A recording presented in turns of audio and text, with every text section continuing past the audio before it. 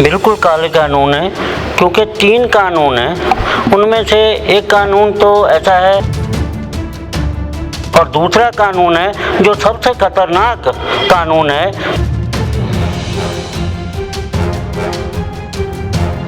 इसको मान लो 100 की चीज़ खरीदी, 180-90 में उसने मार्केट में वो छोड़ देना है। एवरेज प्राइस निकली 160 रुपये मान लो, दूसरे साल वो 320 तक ले जा सकता है। आम आदमी का जीने का मंतव ही खत्म हो जाएगा। जो आज आटा आम आदमी को 25 रुपए किलो मिलता है, वो 50 रुपए किलो, 100 रुपए किलो तक मिलेगा। नमस्कार, मैं पूनम भार्गव आप सभी का स्वागत करती हूँ SMZ न्यूज़ पे। तो अभी आपने देखा कि किस तरीके से जो किसान बिल है इस पे सियासत किस तरीके से गरमाई हुई है। बीजेपी कैंडिडेट से भी बात की, हमारी कांग्रेस से भी बात रहेगी, पर आज हम पहुंचे हैं आम आदमी पार्टी के पास। तो यहाँ पे डिस्ट्रिक्ट प्रेसिडेंट हैं सुरेश गोयल जी, उनसे हमारी बातचीत रहेगी, जानेंगे कुछ मुद्दे और कुछ हकीकत, कुछ फसाने भी। तो सबसे पहले मैं इनका वेलकम करती हूँ। Welcome sir. हाँ, थैंक यू जी, नमस्कार। मैं CA सुरेश गोयल, शहरी प्रधान लुधियाना, आम आदमी पार्टी जी। तो शुरुआत करते हैं। सबसे पहले मैं यही पूछना चाहूँगी कि जो फार्मर बिल है जिसको काले कानून कहा जाता है, उसको आप कैसे देखते हैं? बिल्कुल काले कानून है, क्योंकि 3 कानून हैं। उनमें से एक कानून तो ऐसा है कि जो पहले से एग्जिस्ट करता है कि फार्मर कहीं भी जाके अपनी फसल बेच सकता है। ऑलरेडी ये कानून है कि एक फार्मर अपनी ट्राली में, अपनी कन्वेंस में खुली ओपन फसल को कहीं भी जाकर बेच सकता है। और दूसरा कानून है जो सबसे खतरनाक कानून है, जो इन्होंने एसेंशियल कमोडिटी की हमारी डेफिनेशन थी उसको ख़त्म कर दिया। उसका मतलब ये है कि कोई भी इंडस्ट्रियलिस्ट, आम आदमी, जहाँ कोई ट्रेडर, जितनी लिमिट होती थी पहले चलती थी, कोई 1000 क्विंटल, 10,000 क्विंटल, अब उस लिमिट को उन्होंने ख़त्म कर दिया।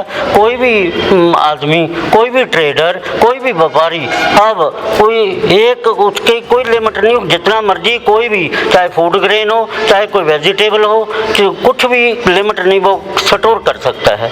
उसका मतलब ये हुआ कि पहले जो मतलब स्टोर करता था, जब मार्केट में शॉर्टेज आ जाती थी, गवर्नमेंट उस पे स्टोरियों के एक्शन लेती थी क्योंकि वो क्राइम माना गया था।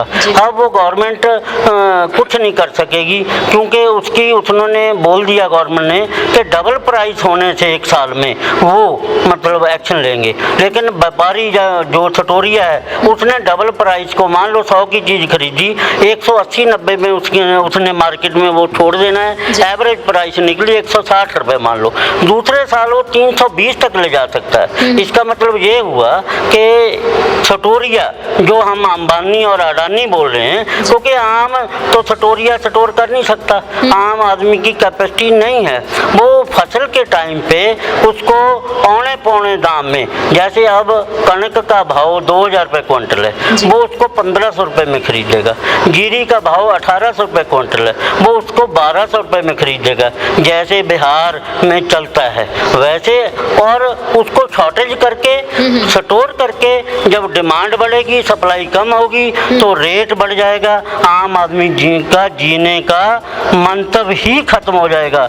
जो आज आटा आम आदमी को 25 रुपये किलो मिलता है, वो 50 रुपये किलो, 100 रुपये किलो तक मिलेगा। ये गरीब आदमी की मतलब पूर्ण जिंदगी तबाही के कगार पर आ जाएगी। तीसरा जो उन्होंने कहा है कि जो प्राइवेट मंडी, प्राइवेट मंडी का कोई मतलब ही नहीं बनता। जब हमारी सरकारी मंडी है, उसमें से कोई भी ट्रेडर आज भी खरीद सकता है। मान लो 1800 रुपये जीरी का भाव है, जो 2000 रुपये कणक का भाव है MSP, वही कोई भी ट्रेडर मंडी में जाए वो ऑलरेडी खरीद सकता है। क्यों प्राइवेट मंडी का फंडा क्यों आया? क्योंकि पहले 8.5% तकरीबन खर्चा पड़ता है आज परचेजर को, जिसमें 3% मार्केट फीस है, 2.5% आड़त है और 3% लेबर है। 8.5% का मतलब 2000 रुपये, 170 रुपये क्विंटल। ये स्टोरिये क्या करेंगे? ये पहले साल 50-100 रुपये रेट से ज़्यादा देंगे।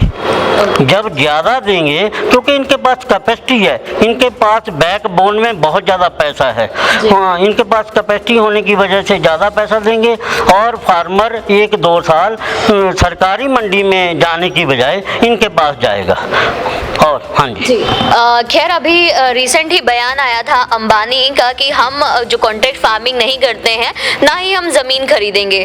तो आपको स्टिल लगता है कि ये सारी चीज़ें मुमकिन है जो अभी आपने बताई? नहीं, बिल्कुल नहीं। देखो, बिल्कुल खरीदेंगे। आज उन्होंने नहीं खरीदी होगी। अंबानी का जब मर्जी जे कभी पेट्रोलियम प्रोडक्ट में आते हैं, कभी जियो में आगे, कम्युनिकेशन में आगे।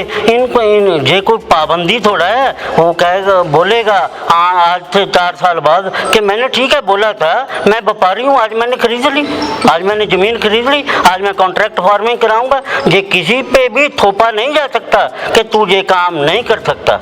ये बयानबाजी सिर्फ पॉलिटिकल बयानबाजी और कुछ नहीं। जो बिल्स आए हुए हैं, आपको क्या लगता है कि ये काफी वर्षों से प्लानिंग चल रही थी हर एक पार्टी की? बिल्कुल, कांग्रेस के मैनिफेस्टो में था। और कांग्रेस के मैनिफेस्टो के अलावा जो मतलब अब मोदी सरकार ने, बीजेपी सरकार ने लाए हैं, इनमें स्टार्टिंग मीटिंग में कैप्टन अमरिंदर जी, मनप्रीत बादल जी और सुखबीर बादल जी, ये सभी ने उस पर स्टैंपिंग की है, यस की है, तभी ये कानून बने। पर अब तो ये इस बिल के विरोध में, और उनका ऐसा कहना है कि ये बिल जब आया था तो हम उस समय मौजूद नहीं थे। यही कहते हैं ना, पॉलिटिसाइज ये कर रहे हैं लोग। आम आदमी पार्टी नहीं कर रही। इनको देखा कि ये तो हमारे से गलती होगी, ये तो हमारे से गड़बड़ होगी, तब उन्होंने एकदम पासा पलटा। तो बोल रहे पहले ये सभी हमायती थे इस बिल के, मजबूरन हमायती थे। कांग्रेस का और कैप्टन अमरिंदर सिंह का ये भी कहना है कि आम आदमी पार्टी सियासी दावपेच खेलती है और ये कानूनी तरीके से जो है हमले करते रहती है। कानून स्टेट गवर्नमेंट के पल्ले, स्टेट गवर्नमेंट का ये अधिकार ही नहीं है। जो सेंट्रल गवर्नमेंट ने लॉ पास कर दिया उसको स्टेट गवर्नमेंट को लागू करना पड़ेगा। ये सिर्फ पॉलिटिक्स हो रही है और कुछ नहीं है। आम आदमी पार्टी ग्राउंड से जुड़ी लोगों के मुद्दे उठाती है। अगर पॉलिटिकल पार्टी अगर ये मुद्दे नहीं उठाएगी तो कौन उठाएगा? उन्होंने कहा कि कानूनी सहायता देने के नाम पे कंगना रनौत का केस भी आपके इर्द गिर्द ही घूम रहा है। नहीं, कंगना रनौत का हमारे आम आदमी पार्टी से कोई लेना देना नहीं है, कुछ नहीं घूम रहा। सिर्फ ये मिसगाइड करते हैं, लोगों को ध्यान को भटकाते हुए ऐसे बयानबाजी करते हैं। अक्सर देखा गया है कि इन बिल्स को लेकर पंजाब में कई जो सरकारें हैं, जो पार्टीज हैं, वो उभर कर प्रदर्शन कर रही थी, सामने आ रही थी मीडिया के, पर आम आदमी पार्टी की ऐसी कोई एक्टिविटी नहीं देखी जा रही थी।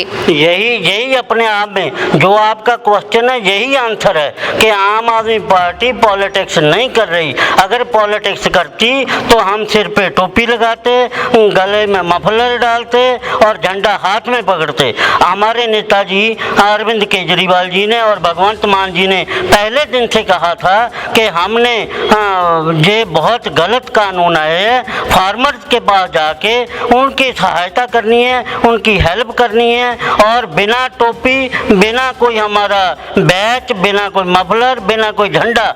इसी बात से साबित होता जो आप कहना चाहते हैं ये कि लोग जो आम आदमी पार्टी पॉलिटिक्स करती है। अगर पॉलिटिक्स करनी होती मैडम तो हम अपना झंडा, अपनी टोपी, अपना मफलर लेके जाते। जी कुछ समय पहले देखा गया था कि आपके पार्टी की अनमोल गगन मान का चेहरा किसानी बिल में काफी उभर कर सामने आ रहा था, पर वो समय के साथ कहीं ना कहीं पीछे रह गया। नहीं, ऐसी कोई बात नहीं है। देखो, अनमोल गगन जी हमारे रेस्पेक्टेड यूथ विंग के पंजाब के वाइस प्रेसिडेंट हैं। ऐसी कोई नहीं, बिल्कुल वैसे ही चलता है। कई बार ये वेव्स होती हैं, मतलब कोई ड्यूटी पार्टी ने बदल के कहीं लगा दी, कहीं लगा दी, ऐसा चलता है। ऐसा कुछ नहीं है कि आज मैं किसान आंदोलन के ग्राउंड पे मेरी ड्यूटी लगी है, कल मुझे कहीं ड्यूटी और लगा देती है पार्टी। ऐसी कुछ नहीं, ये ड्यूटी चेंज होती रहती है टाइम के मुताबिक। जहाँ जिसकी ज़रूरत होती है वहाँ पार्टी उसको डेप्यूट कर देती है। अब बात कर लेती हूँ मैं हरविंदर सिंह फुल्का जी की, जो कि एडवोकेट थे पेशे से। उन्होंने आप आदमी पार्टी क्या, उन्होंने राजनीति ही छोड़ दी थी, तो ऐसा क्या हुआ था कि उन्हें राजनीति तक छोड़नी पड़ी?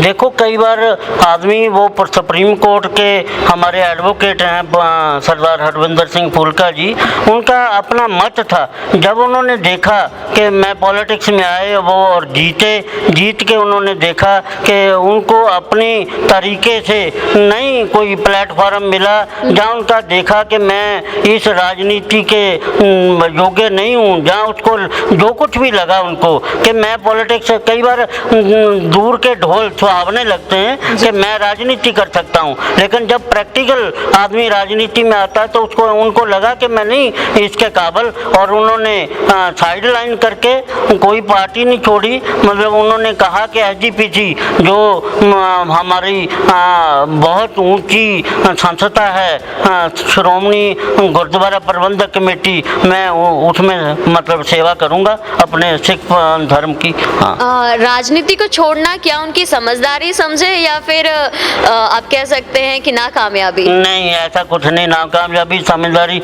ये तो वही बता सकते हैं जी। यहाँ पर जैसे अभी आपने बताया था और हमने देखा कि कांग्रेस के कई जो नुमाइंदे हैं उनको अपनी पार्टी में शामिल किया है, तो आगे आने वाले समय में क्या उम्मीद रख सकते हैं आप पार्टी में जो बदलाव आएंगे? देखो, बहुत ज़्यादा अकाली, कांग्रेसी, बीजेपी लीडर जो मतलब पार्टी में आने के लिए उत्सुक हैं। बिल्कुल पार्टी वेरिफिकेशन करके उनकी जो भी अच्छे लोग हैं, देखो हर पार्टी की लीडरशिप में कमी होती है। लीडरशिप अपने वॉलंटियर से, अपने वर्कर से जब लीडरशिप करप्ट होती है, लीडरशिप क्राइम करती है, तो वॉलंटियर वर्कर भी भटक जाता है। लेकिन जब वॉलंटियर वर्कर देखता, पहले कोई बदल नहीं था, अब वॉलंटियर वर्कर को मतलब आम आदमी को, आम जनता को पता है कि केजरीवाल जी ने कैसा सरकार दिल्ली में दी, वही मॉडल हम पंजाब में लाना चाहते हैं। तो दूसरी पार्टियों में जो अच्छे लोग हैं, जिनकी सोच, जिनकी मतलब उन्होंने देखा कि हम यहाँ पर अच्छा काम कर सकते हैं, वो आ रहे हैं, वेलकम। कुछ लोगों का कहना है, कुछ राजनीतिक पंडितों का कहना है कि केजरीवाल जी ने जो अन्ना हजारे के साथ करके पार्टी में शामिल हुए थे वो भी एक तरीके का करप्शन ही था। नहीं, कोई करप्शन नहीं था।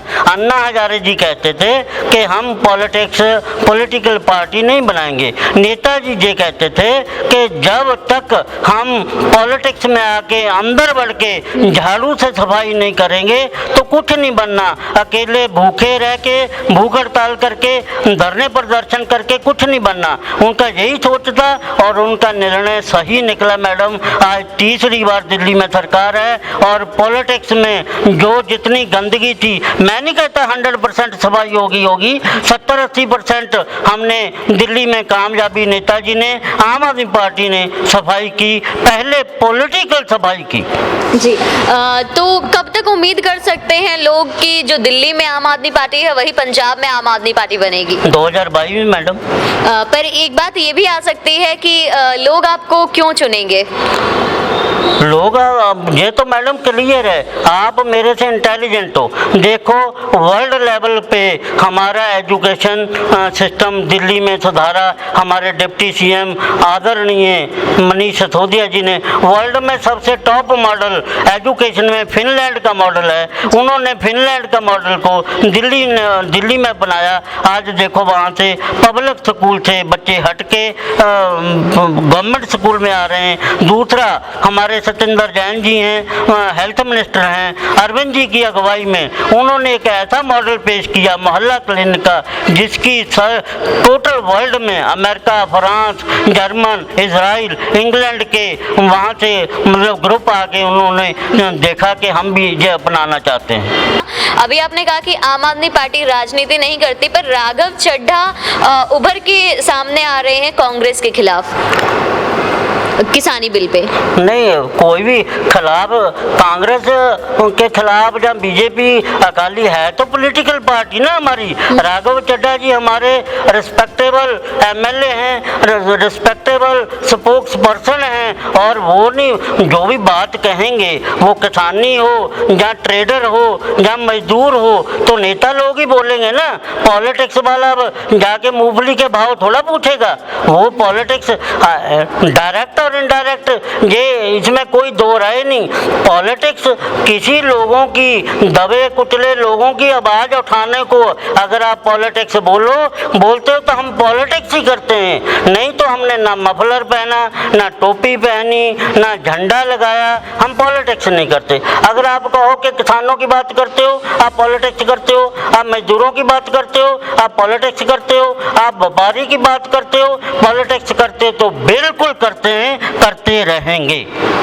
अभी बात कर लेते हैं दिल्ली में चल रहे आंदोलन की। तो केजरीवाल सरकार से अभी तक क्या क्या सहूलताएं जो है मुहैया करवाई गई हैं या आने वाले दिनों में क्या क्या योजनाएं लागू हो सकती हैं? जो भी डेली नीड्स की जो भी वहाँ ज़रूरत पड़ती है, सबसे मेन प्रॉब्लम थी टॉयलेट, मोबाइल टॉयलेट का वहाँ इंतज़ाम किया गया, लाइट का वहाँ इंतज़ाम किया गया, वाईफाई का इंतज़ाम किया गया। लोगों को, दिल्ली वासियों का मैं धन्यवाद करता हूँ कि स्टार्टिंग में उन्होंने दिल्ली वासियों को अपील की कि पंजाबियों को अपने भाई समझते हुए किसानों की मदद की जाए। वहाँ जो भी कंबल, रजाई, चादर, टेंट, जो भी वहाँ ज़रूरत पड़ी सर्दी के मौसम में, वहाँ दिल्ली गवर्नमेंट की, अरविंद केजरीवाल जी की अपील से total MLA, total volunteer, total Delhi की जनता ने हमारे पंजाब पे, हमारे पे कर्ज कर दिया। जी मैं अब बोलता हूँ आपको। आपने सुना कि क्या विचार रहे और क्या तर्क रहे, क्या सवाल रहे और क्या जवाब रहे। अब आप लोगों को समझना होगा और चुनना होगा कि राजनीति हो या राजनेता हो। बाकी अपडेट्स के लिए देखते रहें SMZ न्यूज़ में पूनम भार्गव।